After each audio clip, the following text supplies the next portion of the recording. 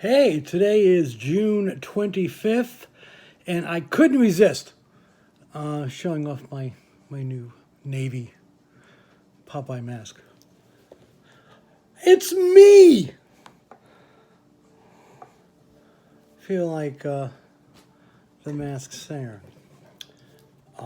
Anyway, maybe I should always do these masks anyway, since half the books that I talk about are masks or feature masked characters. So, anywho, been the two comic shops the last couple of days. I went to Torpedo Comics in Orange yesterday, and today I went to Nuclear Comics in Laguna Hills, right? Yeah, on Lisa Parkway. As I've said before, I get the communities mixed up because they tend to just flow right into each other here in SoCal. So we're going to start. I put these in order by publisher. So let's try to get through them. And decent haul via both shops the last couple of days. We have SOS, or Support Our Shops.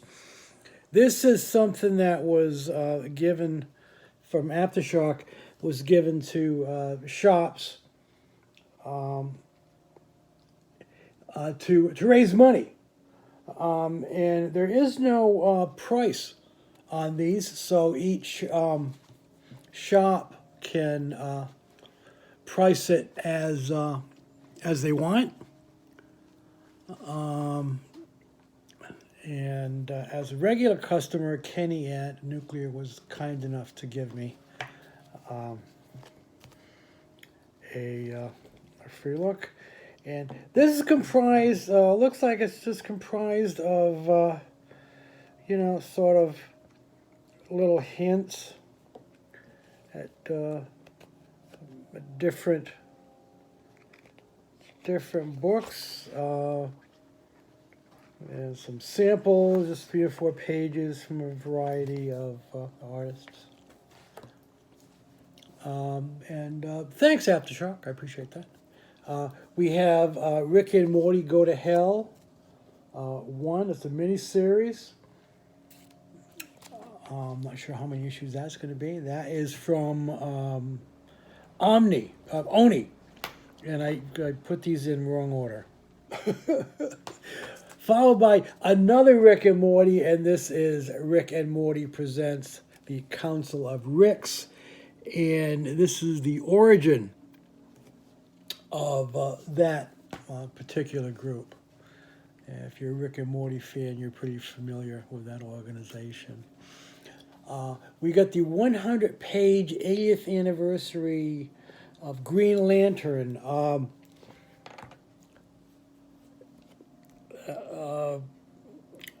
Nuclear was only down to a few more issues, and there wasn't a big selection of covers. But I liked this one of Guy Gardner, the jerk of the Green Lantern, and it was always kind of a scary guy.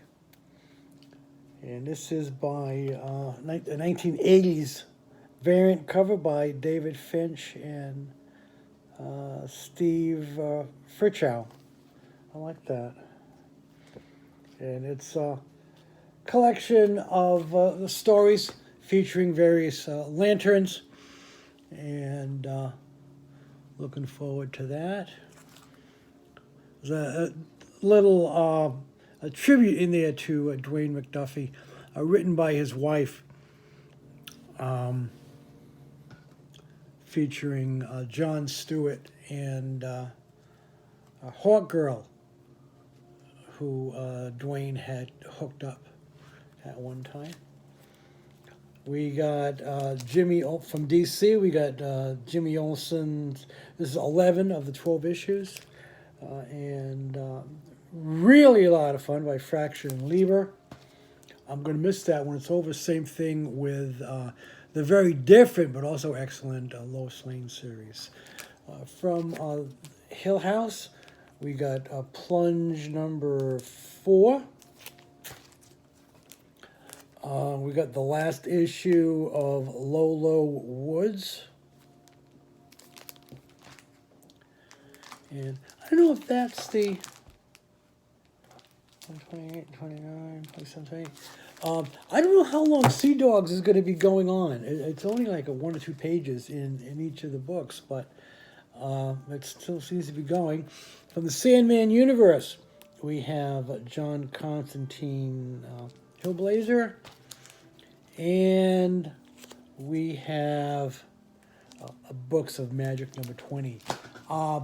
I understand that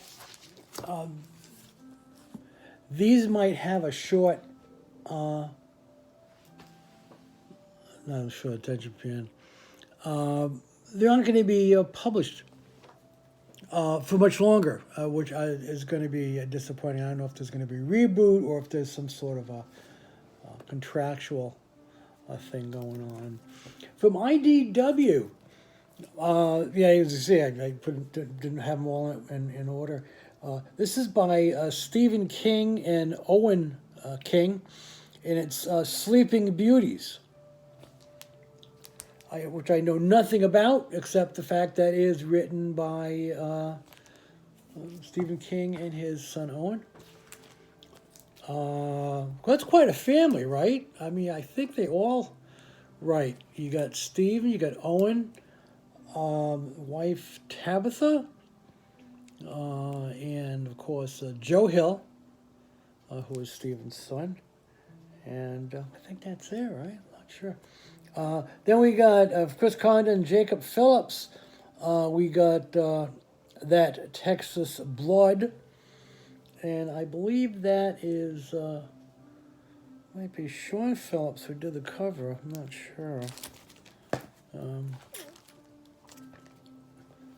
I don't know if, Jacob and Sean are related, but someone said that was Sean Phillips. Oh, well. Anyway, we got a Redneck number 27 from Donny Cates. Series continues to be good. We got Die number 11. Nice fantasy series. We got Avengers Empire number 0, or rather it's, if you look at this year, it's Empire Avengers number 0, and this is a one-shot. We have Marvel Snapshots featuring Captain America. The previous one featured, what was it, the Human Torch? Or Submariner. And finally, we have the Immortal Hulk, number 34, featuring the leader. And I thought I'd read somewhere that was also going to be ending shortly. I can't keep track. So much has changed.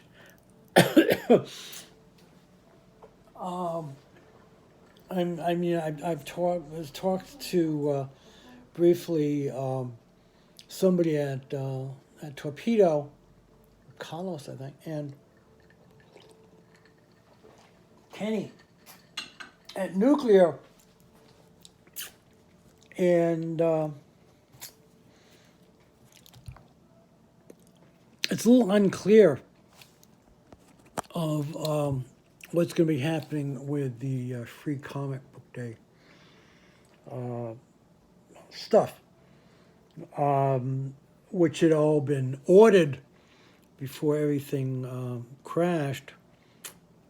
There have been some changes, and apparently it's going to be spread out over 8 or 9 weeks. 2 or 3 issues from various publishers going to be released each week instead of one massive day. And this is again supposed to be, help people get in. But as Kenny says it's, it's you might get people in, for like the bigger titles, Marvel, DC, things like that are promoted, but will the books of the smaller publishers really do much, and how do you order? And since you're not doing one big, massive, event like you would normally do with Free Comic Book Day, so we'll see what happens with that. Disappointment. I mean, since the books were, in most cases, were already published or printed anyway. But that is it for me. Went on a bit too long. Can't think of anything else to promote or because not a lot of changes. But that is it. Take care of yourself. Stay healthy. Please wear your mask. I don't care where you are. And peace out.